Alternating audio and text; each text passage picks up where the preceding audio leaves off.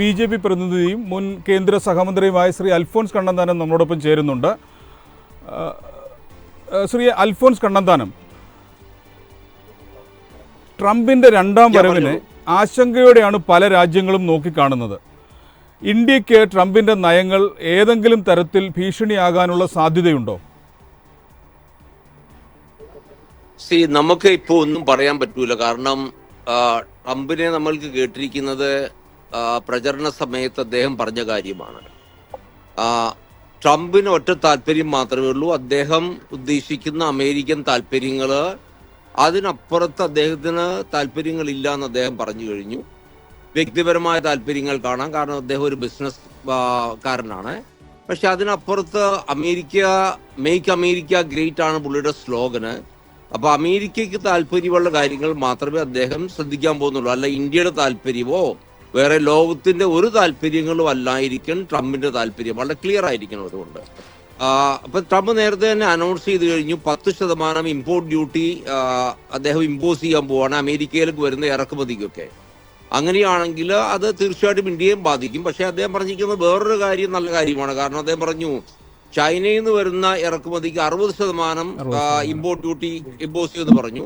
അപ്പൊ അങ്ങനെയാണെങ്കിൽ ചൈനയിൽ നിന്ന് ഇപ്പൊ സപ്ലൈ ചെയ്തുകൊണ്ടിരിക്കുന്ന കാര്യങ്ങളൊക്കെ നമ്മൾക്ക് 10% മാത്രം ഇമ്പോർട്ട് ഡ്യൂട്ടി ഇമ്പോസ് ചെയ്യുമ്പോൾ നമ്മുടെ സാധനങ്ങൾ കുറച്ചുകൂടെ അമേരിക്കയിലേക്ക് പോകാനുള്ള ചാൻസുകളുണ്ട്. അങ്ങനെ ലോക വിപണിക്ക് ചൈന അല്ലാതെ വേറൊരു സാധ്യത അമേരിക്കയിൽ വരുന്നുണ്ട്. അങ്ങനെ ഒരു ഗുണമുണ്ടാകാം, പക്ഷെ എല്ലാവർക്കും ദോഷമായിരിക്കും. കാരണം WTO നിയമങ്ങളെല്ലാം അഴിച്ചു പണിതു. നിയമങ്ങൾ ഉണ്ടാവൂല, WTO ഉണ്ടാവൂല, യുണൈറ്റഡ് നേഷൻസ് ഉണ്ടാവൂല, വേറെ മൾട്ടിലാറ്ററൽ ബോഡീസ് ഒന്നും ട്രംപിന്റെ ചിന്താഗതിയിൽ ഉണ്ടാവൂല. അപ്പോൾ എങ്ങനെയൊക്കെ ഇതിനെ എഫക്ട് ചെയ്യുമെന്ന് നമുക്കൊന്നും കൃത്യമായിട്ട് പറയാൻ പറ്റില്ല, കാണാമെന്നേ ഉള്ളൂ.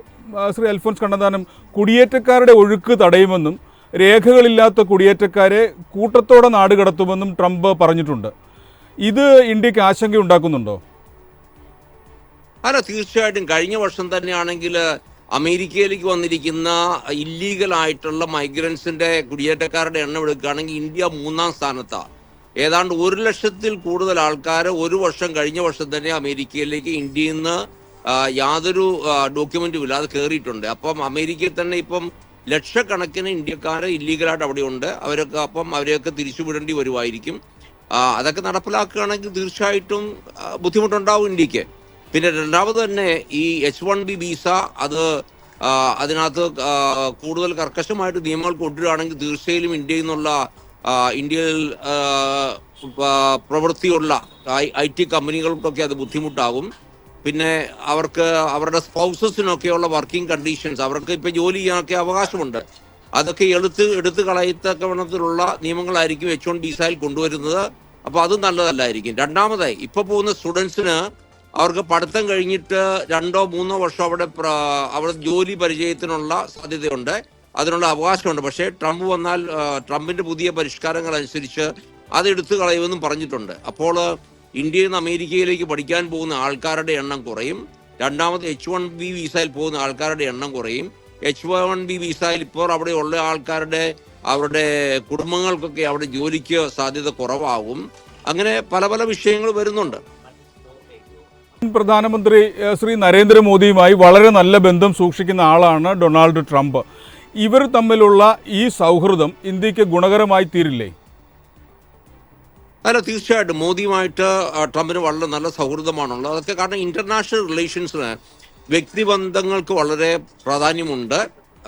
അതുകൊണ്ട് തീർച്ചയായിട്ടും ഇന്ത്യക്ക് എതിരായിട്ട് ഒരു ജിയോ പൊളിറ്റിക്കൽ സ്റ്റാൻഡ് ട്രംപ് എടുക്കുമെന്ന് എനിക്ക് തോന്നുന്നില്ല. പക്ഷേ ഇത് പറയുമ്പോൾ തന്നെയും ട്രംപിന് അമേരിക്കയും ട്രംപും അല്ലാതെ അതിനപ്പുറത്ത് ഒരു ഇൻട്രസ്റ്റും ഇല്ല എന്ന് നമ്മൾ മനസ്സിലാക്കണം. അല്ലാതെ നമ്മൾ സുഹൃത്തുക്കളായതുകൊണ്ട് ഇന്ത്യക്ക് അനുകൂലമായിട്ട് നടപടികൾ എടുക്കുന്നു, സ്റ്റാൻഡ് എടുക്കാൻ പോകുന്നു എന്നൊന്നും ഞാൻ വിശ്വസിക്കുന്നില്ല. പക്ഷേ വ്യക്തിപരമായ ബന്ധം നല്ലതുള്ളതുകൊണ്ട് നമുക്ക് സംസാരിക്കാനും കാര്യങ്ങളിൽ ഇടപെടാനും എന്തെങ്കിലും വിഷയങ്ങളൊക്കെ ഉണ്ടെങ്കിൽ അത് തീർച്ചയായിട്ടും അത് സംസാരിച്ച് തീർക്കാനും ഒക്കെ ഒരു വേദിയുണ്ട് എന്ന് മാത്രമേ എനിക്ക് പറയാൻ പറ്റുള്ളൂ. ശ്രീ അൽഫോൺസ് കണ്ണന്താനം, ചർച്ചയിൽ പങ്കെടുത്ത മറ്റ് രണ്ടുപേരും സൂചിപ്പിച്ച ഒരു കാര്യമുണ്ട്. അതായത് പലസ്തീൻ യുദ്ധം ഇത്ര രൂക്ഷമായിരിക്കുന്ന സാഹചര്യങ്ങളിൽ ട്രംപിൻ്റെ രണ്ടാം വരവ് അന്താരാഷ്ട്ര ബന്ധങ്ങളിൽ മാറ്റമുണ്ടാകുകയും പുതിയ കൂട്ടുകെട്ടുകൾക്കുള്ള സാധ്യത തുറക്കുകയും ചെയ്യുന്നുണ്ട്. ആ തരത്തിൽ ഇന്ത്യക്ക് നേട്ടമുണ്ടാവാനുള്ള സാധ്യത താങ്കൾ കാണുന്നുണ്ടോ? രണ്ട് കാര്യങ്ങളും മിക്കവാറും, രണ്ട് യുദ്ധങ്ങളും മിക്കവാറും അവസാനിക്കാനല്ല ചാൻസ് ഉണ്ട്. കാരണം അമേരിക്കയിൽ നിന്നുള്ള യുദ്ധസാമഗ്രികൾ യുക്രൈന് കൊടുത്തില്ലെങ്കിൽ, അമേരിക്ക സഹായം കൊടുത്തില്ലെങ്കിൽ, കാരണം ഏതാണ്ട് ബില്യൺസ് ആൻഡ് ബില്യൺസ് ഡോളേഴ്സാണ് സഹായം കൊടുത്തുകൊണ്ടിരിക്കുന്നത്. അത് നിൽക്കുമ്പോൾ തീർച്ചയായിട്ടും യുക്രൈൻ വാർ ഓട്ടോമാറ്റിക്കായിട്ട് നിൽക്കുമെന്നാണ് എൻ്റെ കാഴ്ചപ്പാട്. അപ്പോൾ അതിൻ്റെ എന്തായാലും പരിഹാരം എന്തായിരിക്കും? അപ്പോൾ സംഭവിക്കാൻ പോകുന്നത് മിക്കവാറും റഷ്യയുടെ കയ്യിലിരിക്കുന്ന യുക്രൈനിയൻ ടെറിട്ടറി അത് റഷ്യയുടെ കയ്യിലിരിക്കും. അങ്ങനെ ഒരു സിറ്റുവേഷനിലേക്ക് മിക്കവാറും സംഗതികൾ പോവും എന്നാണ് എൻ്റെ കാഴ്ചപ്പാട്. രണ്ടാമത്, ട്രംപ് ഒരു സംശയവുമില്ലാതെ ഇസ്രായേലിനെ പൂർണ്ണമായി സപ്പോർട്ട് ചെയ്യുന്ന ആളാണ്. അതുകൊണ്ട് നെതന്യാഹു ചെയ്യുന്ന കാര്യങ്ങളൊക്കെ തീർച്ചയായിട്ടും അതിന് ട്രംപിന്റെ പൂർണ്ണ സപ്പോർട്ട് ഉണ്ടാവും, ഇസ്രായേലിന് പൂർണ്ണ സപ്പോർട്ട് ഉണ്ടാവും. അതിന് മിക്കവാറും ഇപ്പൊ അറബ് രാജ്യങ്ങൾ തന്നെ ആരും പാലസ്തീനയുടെ കൂടെ നിൽക്കുന്നില്ലല്ലോ. ഇപ്പം സൗദി അറേബ്യ എടുക്കുകയാണെങ്കിലും ഈജിപ്റ്റ് എടുക്കുകയാണെങ്കിലും ആരും അവരുടെ കൂടെ നിൽക്കുന്നില്ലല്ലോ. അപ്പോൾ ട്രംപ് വളരെ ക്ലിയർ ആണ്, പുള്ളി ഇസ്രായേലിന്റെ കൂടെയാണ്. അപ്പോൾ ഇസ്രായേൽ അടിച്ചമർത്തും. ഇപ്പോൾ ഗാസയിലെ അടിച്ചമർത്തി കഴിഞ്ഞു. ഗോലൻ ഹൈറ്റ്സിലും അപ്പുറത്തും തീർച്ചയായിട്ടും ജോർഡനിലുണ്ടായിരുന്ന പ്രശ്നങ്ങളൊക്കെ മിക്കവാറും ഹിസ്ബുള്ളയുടെ പ്രശ്നങ്ങളെല്ലാം അവരെ അടിച്ചമർത്തി. ഇറാൻ ആണെങ്കിലും ഈ വിഷയത്തിലൊന്നും ഇടപെടുമെന്ന് എനിക്ക് തോന്നുന്നില്ല. കാരണം ട്രംപ് വളരെ ക്ലിയർ ആണ്. ഞങ്ങളോട് തൊട്ടുകളിക്കരുത്, ഞങ്ങൾ തൊട്ടുകളിക്കാൻ വരുന്നില്ല, പക്ഷേ ഇസ്രായേലിനോടുള്ള പൂർണ്ണ സപ്പോർട്ടുണ്ട്. അതുകൊണ്ട് എനിക്ക് തോന്നുന്നു അവിടെ ഒരു ഇസ്രായേലിന്റെ പൂർണ്ണ ആധിപത്യം ഉണ്ടാകാൻ പോവുകയാണ്. അങ്ങനെയാണ് ട്രംപിന്റെ അഡ്മിനിസ്ട്രേഷൻ നടക്കാൻ പോകുന്നതെന്നാണ് എൻ്റെ കാഴ്ചപ്പാട്. ശ്രീ അൽഫോൺസ് കണ്ണന്താനം, ദയവായി തുടരുകയും താങ്കളിലേക്ക് മടങ്ങി വരാം. പ്രൊഫസർ റോണി കെ ബേബി, അൽഫോൺസ് കണ്ണന്താനത്തിൻ്റെ നിരീക്ഷണങ്ങളോട് താങ്കൾ യോജിക്കുന്നുണ്ടോ? ഞാൻ ശ്രീ അൽഫോൺസ് കണ്ണന്താനം പറഞ്ഞ മിക്കവാറും നിഗമനങ്ങളോട് ഞാൻ പൂർണ്ണമായിട്ടും തന്നെ യോജിക്കുകയാണ്. കാരണം ശ്രീ അൽഫോൺസ് കണ്ണന്താനം, അദ്ദേഹത്തിന് ഒരുപാട് അനുഭവ പരിചയങ്ങളുണ്ട്, അദ്ദേഹത്തിന് കിട്ടുന്ന വലിയ കൃത്യമായിട്ടുള്ള ഫീഡ്ബാക്കുകളുണ്ട്. അപ്പോൾ നമ്മളെല്ലാം വിശകലനം ചെയ്ത നമ്മൾ ഈ ചർച്ചയിലെ ഈ ഇത്രയും നേരം നമ്മൾ വിശകലനം ചെയ്തതിന്റെ ഒരു പശ്ചാത്തലത്തിൽ നോക്കുമ്പോൾ അത് തന്നെയാണ്, ആ ഒരു നിലപാട് തന്നെയാണ് ശ്രീ അൽഫോൺസ് കണ്ണന്താനവും ഈ ചർച്ചയിൽ പങ്കുവച്ചിരിക്കുന്നത്. അപ്പോൾ പിന്നെ അദ്ദേഹം പറഞ്ഞ ഒരു കാര്യം, അത് നമ്മൾ മൂന്ന് പേരും പറഞ്ഞ പോയിന്റ് തന്നെയാണ്, അത് അമേരിക്ക ഫസ്റ്റ്. അമേരിക്കയ്ക്ക് അപ്പുറത്തേക്ക് ഒരു താല്പര്യം ട്രംപിനില്ല. പക്ഷെ അത് എങ്ങനെ ലോകക്രമത്തെ നാളെ സ്വാധീനിക്കും എന്നത് വളരെ പ്രസക്തമായ കാര്യമാണ്. കാരണം പ്രത്യേകിച്ച് നമുക്കറിയാം, കാലാവസ്ഥ വ്യതിയാനം പോലെ അല്ലെങ്കിൽ ഗ്ലോബൽ വാർമിംഗ് പോലെയുള്ള വളരെ പ്രസക്തമായ വിഷയങ്ങൾ, അതുപോലെ തന്നെ മനുഷ്യാവകാശ പ്രശ്നങ്ങൾ. കാരണം ലോകത്തിന്റെ ഏത് ഭാഗത്തും, ഇപ്പോൾ ആഫ്രിക്കയിലൊക്കെ നമുക്കറിയാം, അവിടെയൊക്കെ വലിയ പട്ടിണിയുടെയും ദാരിദ്ര്യത്തിന്റെയും ഒക്കെ പ്രശ്നങ്ങൾ നിലനിൽക്കുന്നു. ഈ 21ാം നൂറ്റാണ്ടിന്റെ ഈ ക്വാർട്ടറിൽ ഞാൻ മനസ്സിലാക്കുന്നത് ഏറ്റവും പ്രധാനപ്പെട്ട രണ്ട് അന്തർദേശീയ വിഷയങ്ങൾ, ഒന്ന് എൻവയോൺമെന്റൽ ഇഷ്യൂസും ആണ്, രണ്ട് ഹ്യൂമൻ റൈറ്റ്സ് ഇഷ്യൂസും ആണ്. അപ്പോൾ ഇത്രയും കാലഘട്ടത്തിൽ നമുക്കറിയാം, അത് ഈ പറയുന്ന രണ്ടാം ലോക മഹായുദ്ധത്തിന് ശേഷം ആയിക്കോട്ടെ, അല്ലെങ്കിൽ സോവിയറ്റ് യൂണിയന്റെ തകർച്ചയ്ക്ക് ശേഷം ആയിക്കോട്ടെ, ഇപ്പോൾ അമേരിക്ക ഒരു ലിബറൽ ഡെമോക്രാറ്റിക് ഫ്രെയിംവർക്കാണ് മുന്നോട്ട് വെക്കുന്നതെങ്കിൽ പോലും, അവരുടെ താല്പര്യങ്ങളുടെ പേരിലാണെങ്കിൽ പോലും, ആ ഒരു ലിബറൽ ഡെമോക്രാറ്റിക് എന്ന് പറയുന്ന ഒരു പേരിൽ, കാരണം നമുക്കറിയാം കോൾഡ് വാർ പോലും ഒരു വർഷത്തെ അമേരിക്കയുടെ നേതൃത്വത്തിലുള്ള ജനാധിപത്യ ചേരി എന്നായിരുന്നല്ലോ പറഞ്ഞുകൊണ്ടിരുന്നത്. പക്ഷേ അതിൽ അമേരിക്കയുടെ ജിയോ പൊളിറ്റിക്കൽ ഇൻട്രസ്റ്റുകൾ ആയിരുന്നെങ്കിൽ പോലും അതിന് ഒരു ഡെമോക്രാറ്റിക് ലിബറൽ നിറം കൊടുക്കാൻ വേണ്ടി അമേരിക്കയ്ക്ക് കഴിഞ്ഞിരുന്നു. പക്ഷെ നമുക്കറിയാം, ഈ അമേരിക്ക പെട്ടെന്ന് ഇതിൽ നിന്നുമൊക്കെ പിൻവലിഞ്ഞ് തങ്ങളിലേക്ക് മാത്രം ഒതുങ്ങുമ്പോൾ, നമുക്കറിയാം ഈ ഒന്നാം ലോക മഹായുദ്ധത്തിന് ശേഷം ലീഗ് ഓഫ് നേഷൻസ് രൂപം കൊണ്ടു. പക്ഷെ ആ ലീഗ് ഓഫ് നേഷൻസിന്റെ തകർച്ചയ്ക്കുള്ള പ്രധാനപ്പെട്ട റീസൺ, അല്ലെ ചരിത്രം രണ്ടാം ലോക മഹായുദ്ധത്തിന്റെ പ്രധാനപ്പെട്ട കാരണങ്ങളിൽ ഒന്നായി വിലയിരുത്തുന്നത് ലീഗ് ഓഫ് നേഷൻസിൽ നിന്നും അമേരിക്ക പിന്മാറിയതാണ്, അല്ലെങ്കിൽ അമേരിക്ക ലീഗ് ഓഫ് നേഷൻസിലെ കക്ഷിയല്ലാതിരുന്നതാണ്. അപ്പോൾ അതിന് സമാനമായ ഒരു സാഹചര്യം അപ്പൊ നമുക്കറിയാം.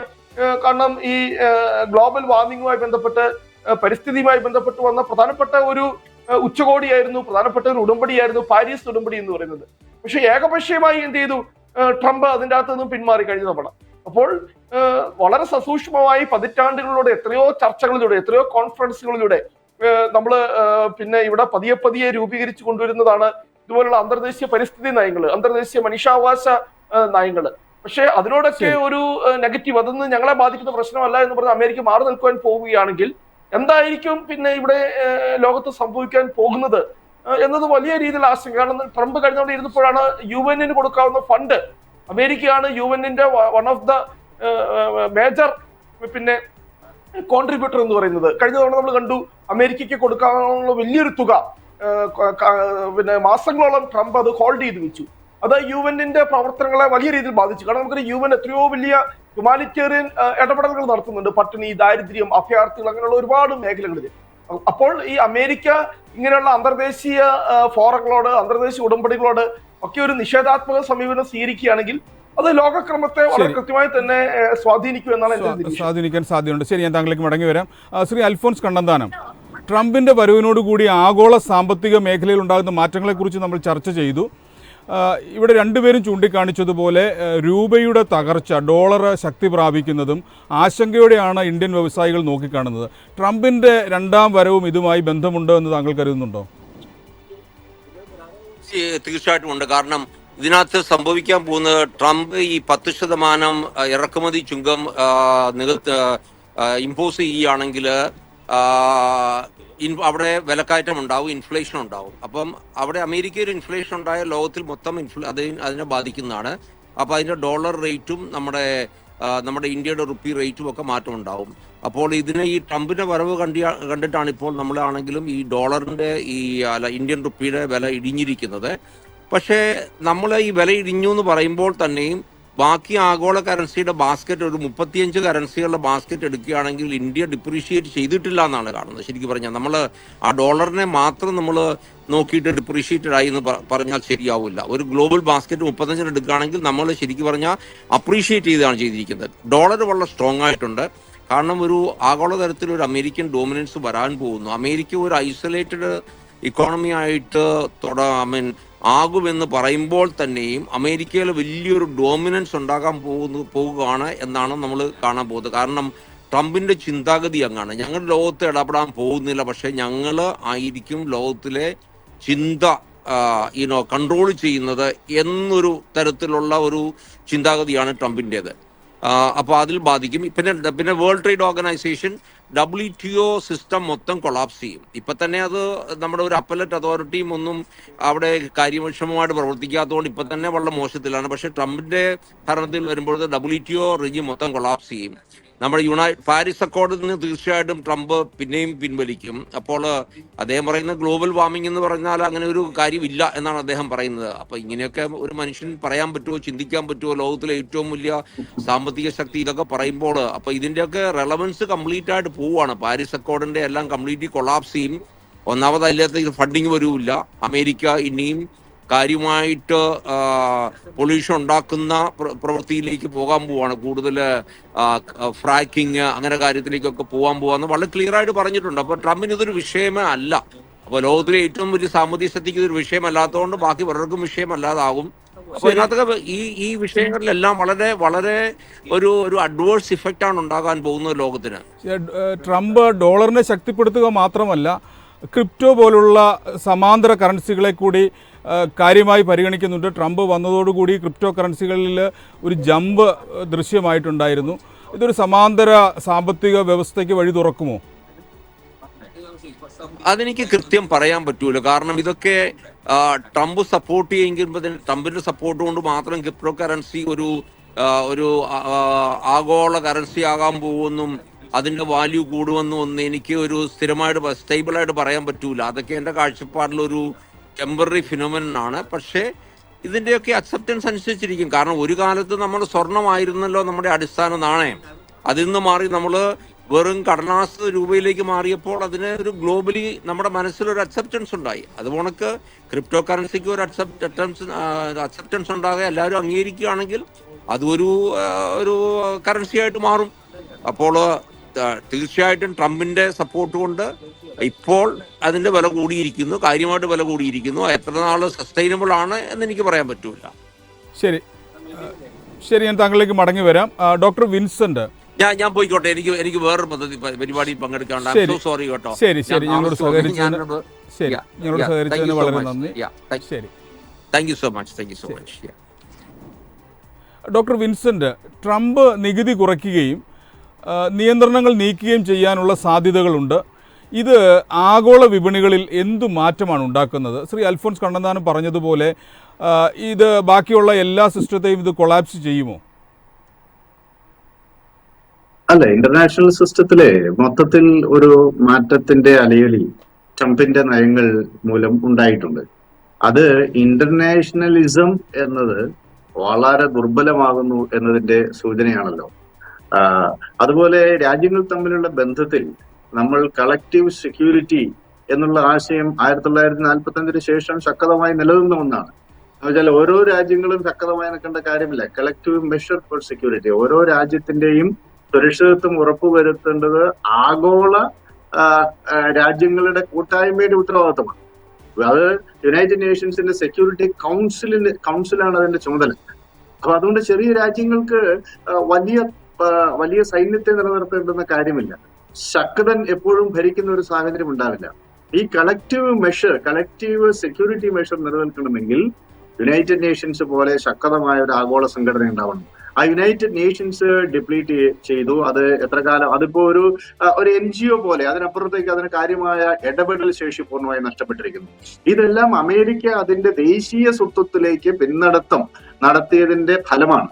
ഈ പ്രക്രിയ കൂടുതൽ ശക്തിപ്പെടും ട്രംപിന്റെ കാര്യത്തിൽ. ട്രംപ് വരുമ്പോൾ ഈ പ്രക്രിയയെ കുറിച്ച് നാറ്റോ സൈനിക സഖ്യത്തോട് അദ്ദേഹം പറഞ്ഞത്, നാറ്റോ അതായത് പശ്ചിമ യൂറോപ്പിന് സൈനിക കവർ നൽകുന്നത് അമേരിക്കയാണ്, ഞങ്ങളുടെ ആയുധമാണ്, ഞങ്ങളാണ് നിങ്ങൾക്ക് സംരക്ഷണം നൽകുന്നത്, അതിന് നിങ്ങൾ പേ ചെയ്യണം, നിങ്ങൾ പണം തരണം എന്ന് അമേരിക്ക പറയുകയുണ്ടായി. അപ്പൊ ഇത് വളരെ പ്രധാനപ്പെട്ട ഒരു കാര്യമാണ്. ഈ നയമാറ്റം ലോകത്തിൽ സാമ്പത്തിക രംഗത്ത് മാത്രമല്ല ആഗോള രാഷ്ട്രീയ ഘടനയെയും നിലവിലുള്ള ആഗോള സമ്പദ് വ്യവസ്ഥയെയും തീർച്ചയായിട്ടും ബാധിക്കും. അതിന്റെ കാര്യം എന്താ വെച്ചാൽ ഇപ്പോഴും ലോകത്തിലെ ഏറ്റവും വലിയ ടെക്നോളജിക്കൽ മെയിൻ പവറുള്ളത് അമേരിക്കയ്ക്കാണ്. ഏറ്റവും വലിയ സമ്പത്ത് ശക്തി അമേരിക്കയ്ക്കാണ്. അവരെ പിന്നോട്ട് വന്നുകൊണ്ടിരിക്കുകയാണെങ്കിലും അതേസമയം താങ്കളിലേക്ക് മടങ്ങി വരാം. Professor Roni K Baby, bond ഈൽഡുകളും വിദേശ നിക്ഷേപങ്ങളും ഉൾപ്പെടെയുള്ള ആഗോള സാമ്പത്തിക വിപണികളെ ട്രംപിന്റെ നയങ്ങൾ എങ്ങനെ സ്വാധീനിക്കും? അതുപോലെ തന്നെ ക്രിപ്റ്റോ കറൻസിയുടെ ഈ ട്രംപ് വന്നതിന് ശേഷമുള്ള ഈ മുന്നേറ്റം ഇത് സ്ഥായിയായ ഒന്നായി കണക്കാക്കാൻ കഴിയുമോ? നമ്മൾ ഈ വ്യാപാര യുദ്ധത്തിന്റെ ഒക്കെ കാര്യം പറഞ്ഞു കഴിഞ്ഞാൽ ചൈനയ്ക്കെതിരെ അമേരിക്കയ്ക്കെതിരെ മറ്റ് അനേകം പോർമുഖങ്ങളിൽ നിന്നും ഒരു സാമ്പത്തിക യുദ്ധത്തിനുള്ള സാധ്യത ഞാൻ കാണുന്നില്ല. പ്രധാനമായിട്ടും വരാൻ പോകുന്ന വലിയ ഒരു സാമ്പത്തിക യുദ്ധം എന്ന് പറയുന്നത്, വാണിജ്യ യുദ്ധം എന്ന് പറയുന്നത് അമേരിക്കയും ചൈനയും തമ്മിലാണ്. ഞാൻ മനസ്സിലാക്കുന്നത് ഈ ട്രംപിന്റെ അടുത്ത 4 വർഷത്തെ മുന്നിൽ കണ്ടുകൊണ്ട് ചൈന അവരുടെ കരുതൽ നടപടികൾ, അവരുടെ പ്രിക്കോഷണറി മെഷേഴ്സ് ഒക്കെ അവർ സ്വീകരിക്കാൻ വേണ്ടി ആരംഭിച്ചിട്ടുണ്ട്. കാരണം അമേരിക്കയുടെ ലോക ആധിപത്യത്തിന് ഇപ്പോൾ അമേരിക്കയ്ക്ക് പുറത്തേക്ക് ട്രംപിന്റെ കാലഘട്ടത്തിൽ കാര്യമായ ഇടപെടലുകൾ ആഗ്രഹിക്കുന്നില്ല എങ്കിലും ഇവിടെ മുൻപേ നമ്മൾ സൂചിപ്പിച്ചതുപോലെ എപ്പോഴും ഒരു ലോക മേധാവിത്വം, ലോക പോലീസിംഗ് എന്നുള്ള ഒരു വാക്കിന് ഇനി പ്രസക്തിയില്ല. ഒരു ലോക സാമ്പത്തിക മേധാവിത്വം, കാരണം സാമ്പത്തികമാണല്ലോ എല്ലാത്തിനെയും നിയന്ത്രിക്കുന്നത്. അപ്പോൾ ഒരു ലോക സാമ്പത്തിക ആധിപത്യത്തിന് തീർച്ചയായിട്ടും ഒരു മത്സരത്തിനുള്ള സാധ്യത കാണുന്നുണ്ട് ചൈനയും പിന്നെ അമേരിക്കയും തമ്മിൽ. അപ്പോൾ ഈ മറ്റ് വിപണികൾക്ക്, മറ്റ് മത്സരാധിഷ്ഠിതമായിട്ടുള്ള മറ്റ് വിപണികൾക്ക് സ്വാഭാവികമായിട്ടും അമേരിക്കയ്ക്കൊപ്പം നിൽക്കുക എന്നതായിരിക്കും അവരുടെ മുമ്പിലുള്ള ഒരു സാധ്യത. ശരി, ഇതിന്റെ അകത്ത് ഞാൻ ഇടപെടുകയാണ്. നമ്മുടെ അതിനകത്ത് അതിനകത്ത് ഇന്ത്യ എങ്ങനെ ഇതിന്റെ അകത്ത് നിന്ന് നമുക്ക് അനുകൂലമായി നേട്ടങ്ങൾ ഉണ്ടാക്കുന്നു എന്നതിനെ ആശ്രയിച്ചിരിക്കും നമ്മുടെ മുന്നോട്ടുള്ള പിന്നെ ചൈനയും അമേരിക്കയും തമ്മിലുള്ള ഫൈറ്റിൽ. ശരി, ഞാൻ ഇടപെടുകയാണ്. നമ്മുടെ സമയം ഏതാണ്ട് പൂർണ്ണമായി. ആഗോള GDPയുടെ 1/4 വരുന്ന ലോകത്തെ ഏറ്റവും വലിയ സമ്പദ് വ്യവസ്ഥയുടെ പ്രസിഡന്റായി ഡൊണാൾഡ് ട്രംപ് തിരിച്ചെത്തുന്നത് ഇന്ത്യ ഉൾപ്പെടെയുള്ള നിരവധി രാജ്യങ്ങളുടെ സാമ്പത്തിക സ്ഥിതിയിൽ കാതലായ മാറ്റങ്ങൾ വരുത്തും. വ്യാപാര യുദ്ധങ്ങളിലേക്കുള്ള തിരിച്ചുവരവ് എന്നാണ് ട്രംപിൻ്റെ 2ാം വരവ് അർത്ഥമാക്കുന്നത് എന്ന് വിമർശകർ. ഇന്ത്യയുടെ IT കയറ്റുമതി മേഖലകളുടെ ഭയാശങ്കകൾ യാഥാർത്ഥ്യമാകുമോ എന്നറിയാൻ ഇനിയും കാത്തിരിക്കേണ്ടതുണ്ട്. ബിസിനസ് ഡയലോഗ് ഇവിടെ പൂർണ്ണമാകുന്നു. ചർച്ചയിൽ പങ്കെടുത്ത Alphons Kannanthanam, professor Roni K Baby, doctor Vincent PJ, നന്ദി. മറ്റൊരു വിഷയവുമായി അടുത്തയാഴ്ച കാണാം. നമസ്കാരം.